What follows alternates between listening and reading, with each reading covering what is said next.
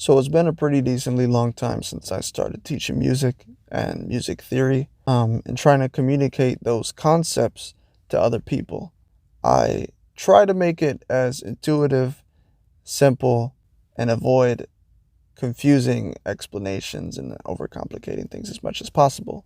Some people would disagree with me and say I'm complicating things rather than simplifying them, but whatever. I noticed that in trying to communicate certain concepts, the ways of labeling the certain terminologies that we have or don't have, and numbering things, for example, are not always conducive to communicating what you want to communicate to somebody trying to understand a novel idea.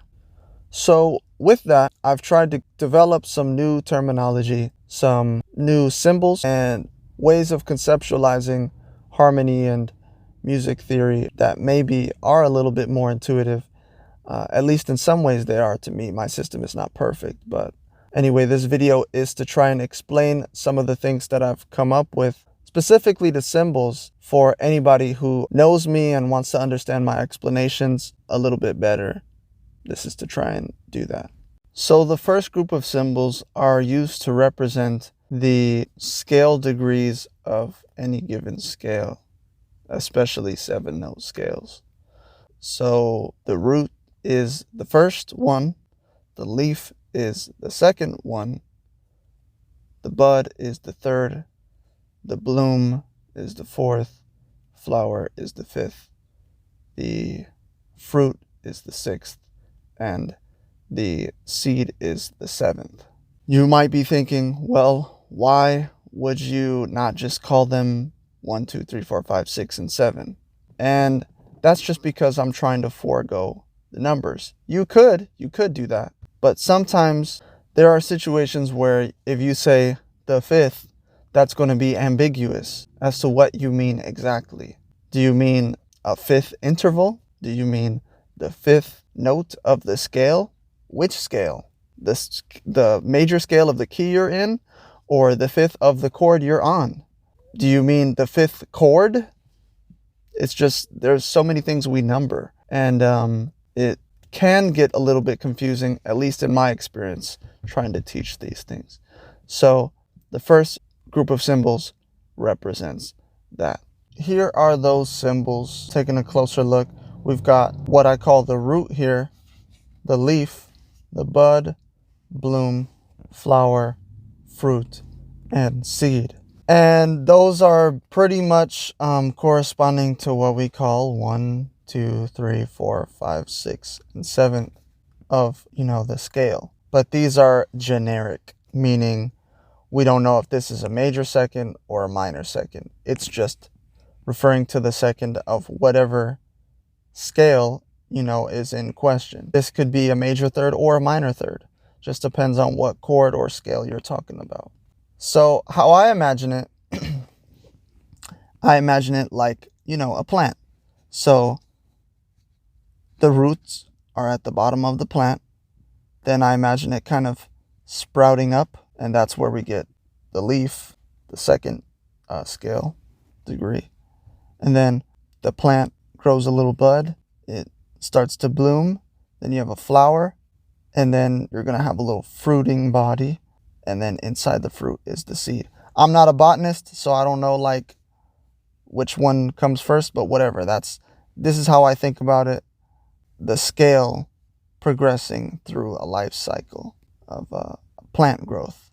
And then the seed will give birth to the next root and the next octave. Okay? So that's that. The next set of symbols are used to represent chord tones, but I'm more likely to use these when I'm talking about chords rather than a scale. So I actually have a video in which I've used these symbols already, but I used emojis just because I can't use these specific symbols. So I just used the emoji versions. And I have this written in this little person because I got the idea for these symbols and terms from the chakras. There are 7 chakras, and within a major scale, any major scale chord, you can stack it up 7 notes high. So if we go here, see, these are all stepwise motion, just consecutive notes in a scale. But if we go root, skip the leaf and go to the bud, skip the bloom and go to the flower, then we have a triad. Root, bud, flower. And then we could go to the seed. And that would be a quadrat. What we call a seventh chord in regular, I guess, orthodox music theory. But I don't like that term, seventh chord. If you're not already familiar, you're going to be like, what is that? The seventh chord of a scale? Anyway, this is in stepwise order. These are skip-wise.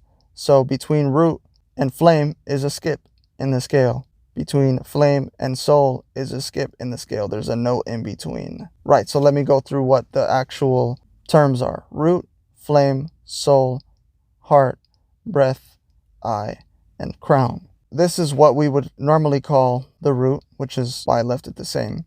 The third, the fifth, the seventh, the ninth, the 11th, and the 13. Now, again, numbers, I'm trying to forego the redundancy of using numbers all the time. And I used the symbols corresponding to the chakras because maybe that would make it a little bit easier to remember which is which. Before I kind of memorized these, I would just think about a person. I would think about my own body, and then I would remember which represents which chord tone. This next group of symbols kind of represents the solfeg. They are based on some hand symbols that I learned in high school in choir. So as you can see, this is just the major scale: do, re, mi, fa, sol, la, ti, do. And you can alter them so that you get the in-betweens, the chromatic notes for any given key. But for the purposes of typing notes in my phone, I started using Japanese kana to represent solfeg. So sometimes in my notes, I'll use these to represent actual solfeg, and sometimes I'll use them to represent chord modes, like qualities within the scale. If I'm using these to write a chord progression, I'll use this to mean Dorian, and I'll use this to mean Phrygian, or the third chord / scale. Or this will be Lydian, and this will be Mixolydian, and this will be Aeolian, Locrian, and so on. And then the last group of symbols that I want to share for now are these Japanese kana that I use to represent solfeg when I am just typing notes in my phone because I can't type, my own symbols. I use kana a little bit differently so that, I can represent solfeg. So here's do. This isn't actually do in Japanese kana. It represents the syllable do with a T, but I use it for do. Then this is re, mi, ha, which I used to represent fa, so, la, ti, and yeah. And then these are the in-betweens. So this is anything between do and re. So this is ra, me, which is basically a minor third in the key you're in. Then this is fi, between fa and so. This is shi, and this represents anything between so and la in the key you're in. And then this is te, so anything between la and ti in the key that you're in.